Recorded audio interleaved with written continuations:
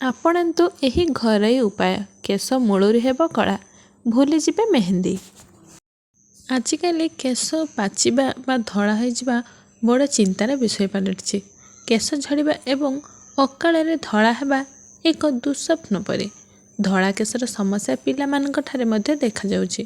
ଯଦିଓ ଏହାର ଅନେକ କାରଣ ଥାଇପାରେ, ବଢ଼ୁଥିବା ପ୍ରଶ୍ନଗୁଡ଼ିକ ମଧ୍ୟରେ ଧଳା କେଶକୁ କିପରି କଳା କରାଯିବ କିମ୍ବା ଧଳା କେଶର ଚିକିତ୍ସା କ'ଣ, ଏହି ପ୍ରଶ୍ନଗୁଡ଼ିକର ଉତ୍ତର ଖୋଜିବା ଜରୁରୀ।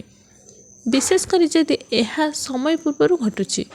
ଅସମୟରେ କେଶ ପାଚିବା ଅନେକ କାରଣ ଅଛି, କିନ୍ତୁ ସବୁଠାରୁ ସାଧାରଣ ହେଉଛି ଚାପ, ବୟସ, ଜେନେଟିକ୍ସ, ଧୂମପାନ, ପ୍ରଦୂଷଣ, କେଶର ବହୁତ ଖରାପ ଯତ୍ନ, ଆଲବିନିଜମ୍ ଏବଂ ଭିଟାମିନ୍ B12 ଅଭାବ।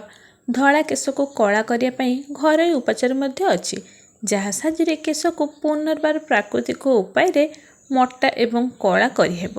ଯଦି ଆପଣ ଧଳା କେଶ ଦ୍ୱାରା ଅସୁବିଧାରେ ପଡ଼ନ୍ତି, ତେବେ ଏଠାରେ ଏପରି ପ୍ରଭାବଶାଳୀ ଘରୋଇ ଉପଚାର ଅଛି ଯାହା ତୁରନ୍ତ ଫଳାଫଳ ଦେବ। ଆଙ୍ଗୁଠିରେ ଖାଣ୍ଟି ଘିଅ ନିଅନ୍ତୁ ଏବଂ ମୁଣ୍ଡରେ ମସାଜ କରନ୍ତୁ। ସପ୍ତାହରେ 2 ଥର ଏହା କରନ୍ତୁ। ଧଳା କେଶ କମାଇବା ପାଇଁ ପିଆଜ ରସ ଲଗାଇବା ଏକ ଭଲ ସମାଧାନ। କେଶ ଝଡ଼ିବା ପାଇଁ ଏହା ମଧ୍ୟ ଏକ ଭଲ ଉପାୟ। ଶିକାକାଇ ଆମ କେଶ ପାଇଁ ଏକ ଭଲ ଔଷଧ ଭାବରେ ବିବେଚନା କରାଯାଏ। ଆପଣ ଏକ ପାତ୍ରରେ ସାବୁନ 4ଟି ଶିକାକାଇ ଫଳକୁ ଭିଜାଇ ପାରିବେ। ରାତି ସାରା ଭିଜାଇ ସକାଳେ ଫୁଟାନ୍ତୁ। ଏକ ପ୍ରାକୃତିକ ସାମ୍ପୁ ଭାବରେ ବ୍ୟବହାର କରିବାକୁ ଆପଣ ପାଣିକୁ ଛାଣି ଦିଅନ୍ତୁ ଏବଂ ଏହାକୁ ଏକ ବୋତଲରେ ରଖନ୍ତୁ। ଏହା ସହିତ ଆପଣ ଅଁଳାକୁ ଫୁଟାଇବା ସମୟରେ ଏହାର ପାଣିକୁ କଣ୍ଡିସନର ଭାବରେ ବ୍ୟବହାର କରିପାରିବେ। ତ୍ୱଚାରେ ତେଲ ଲଗାଇବା ସୁସ୍ଥ କେଶ ପାଇବା ପାଇଁ ସର୍ବୋତ୍ତମ ଉପାୟ।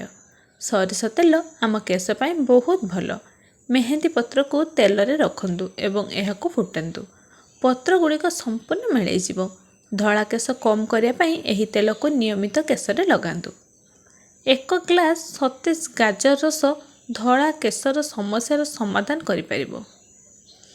ମେହେନ୍ଦି ପାଉଡର, ମେଥି ପେଷ୍ଟ, ତୁଳସୀ ପତ୍ର ପେଷ୍ଟ, ପୁଦିନା ରସ, କଫି ଏବଂ ଦହି ସହିତ ଏକ ପେଷ୍ଟରେ ମିଶାଇ ରାତି ସାରା ଭିଜାଇବା ପରେ କେଶରେ ଏବଂ ତ୍ୱଚାରେ ଲଗାନ୍ତୁ। ଅବାଞ୍ଛିତ ଧଳା କେଶର ଚିକିତ୍ସା ପାଇଁ ଏହାକୁ ବ୍ୟବହାର କରିବା ଭଲ।